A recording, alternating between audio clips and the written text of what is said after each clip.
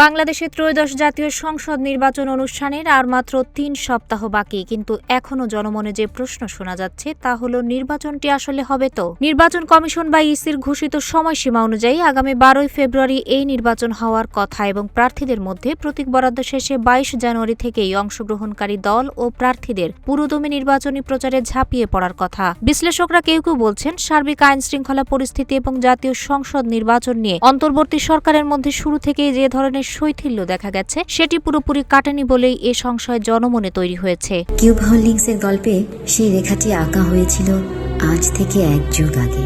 নকশাই আমাদের ভাষা। Cube holdings limited. আবার কেউ এটিকে ২০২৪ সালে ক্ষমতাচ্যুত আওয়ামী লীগ ও এর সমর্থকদের গুজব বা প্রোপাগান্ডা হিসেবে বর্ণনা করেছেন। কেউ বলছেন, নির্বাচনের জন্য যে ধরনের তৎপরতা প্রত্যাশা করা হয় সেটি তাদের চোখে এখনো পড়েনি। আইন শৃঙ্খলা নিয়ে উচ্চ পর্যায়ের এক বৈঠকে প্রধান উপদেষ্টা বলেছেন, আমাদের সবকিছুর জন্য প্রস্তুত থাকতে হবে। এই মুহূর্তে যে পরিস্থিতি বিরাজ করছে এবং যে প্রস্তুতি রয়েছে তাতে একটি সুন্দর নির্বাচন সম্ভব।